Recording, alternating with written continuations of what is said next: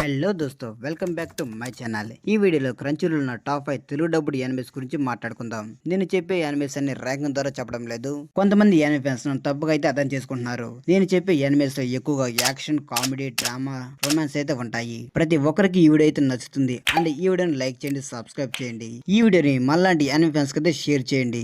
మీకు ఎలాంటి వీడియోస్ కావాలో కింద కామెంట్స్ లో కామెంట్ చేయండి. ఇంకా మన ఎపిసోడ్ అయితే స్టార్ట్ చేసేద్దాం. Number 5 and arch demon dilemma. ఈ యానిమేని మీరు ఖచ్చితంగా చూడాల్సిందే. ఈ యానిమేలో యానిమేషన్ అండ్ తెలుగు డబ్బుడు అయితే చాలా బాగా అయితే ఉంటుంది. ఈ యానిమే యొక్క జోనర్ గురించి మాట్లాడుకుంటే ఈ యానిమేలో ఎక్కువగా రొమాన్స్, కామెడీ, యాక్షన్ అయితే ఉంటుంది. ఈ యానిమేలో కేవలం 12 ఎపిసోడ్లు అయితే ఉన్నాయి. అండ్ తన సీజన్ 1 కూడా కంప్లీట్ చేసుకుంది. ఈ యానిమే అయితే క్రంచీరోల్ లో తెలుగు డబ్బులు అయితే అవైలబుల్ గా అయితే ఉంది. ఈ యానిమే స్టోరీ గురించి చెప్పాలంటే ఈ స్టోరీలో ఉండే మన ఎంసీ ఒక అమ్మాయిని యాచ్ డీమన్ వేలంలో అయితే కొనుగోలు చేస్తాడు. ఎందుకంటే మన ఎంసీకి ఆ అమ్మాయి అయితే చాలా బాగా నచ్చుతుంది. బట్ మన ఎంసీ తనను ఎలా లవ్ చేయాలో తెలియదు. ఎందుకంటే మన ఎంసీ ఎప్పుడు మ్యాజిక్ గురించి తప్ప లవ్ గురించి ఎప్పుడు పట్టించుకోలేదు. అలాంటి మన ఎంసీ ఆ అమ్మని ఎలా పటాయించడం స్టోరీ. అంతే యాక్షన్ కూడా ఉంటుంది. ఖచ్చితంగా మిస్ అవ్వకండి, వేచి చూడండి. Number 4 the daily life of the immortal king.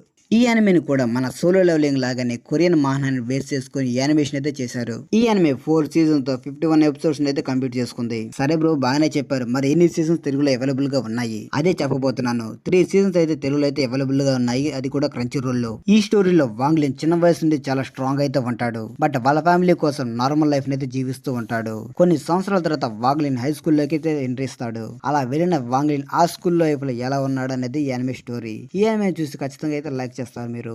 ఈ యానిమేలో మీకు యాక్షన్ దొరుకుతుంది, లవ్ దొరుకుతుంది, డ్రామా కూడా దొరుకుతుంది. ఖచ్చితంగా అయితే వాచ్ చేయండి. Number 3 jam 100 bucket. మిగతాది మీరే చదువుకోండి. ఈ యానిమే అనేది 9 జూలై 2023 లో అయితే రిలీజ్ అయింది. ఈ యానిమేలో యానిమేషన్ అనేది నెక్స్ట్ లెవెల్ అయితే ఉంటుంది. ఈ యానిమే తన సీజన్ 1 12 ఎపిసోడ్ అయితే కంప్లీట్ చేసుకుంది. ఈ యానిమే యొక్క స్టోరీ గురించి మాట్లాడుకుంటే మన ఎంసీకి ఒక జాబ్ అయితే ఉంటుంది. ఆ జాబ్ కి ఎందుకు చేరాడో కూడా తెలియదు. ఇష్టలేని జాబ్ చేస్తూ ఉంటాడు మన ఎంసీ. వన్ డే ఏం జరుగుతుందో కూడా తెలియదు, కానీ అందరూ జాంబీలకి అయితే మారిపోతారు. చాలా మంది జాంబీ మూవీస్ చూసే ఉండవచ్చు. బట్ ఈ యానిమే వాటికన్నా కొంచెం బానే ఉంటుంది. ఈ యానిమే అనేది ఒక ఫన్ అండ్ యాక్షన్ యానిమే. మీకు ఖచ్చితంగా నచ్చుతుంది. అండ్ యానిమేషన్ మిమ్మల్ని అయితే పిచ్చెక్కిస్తుంది. Number 2 doctor stone.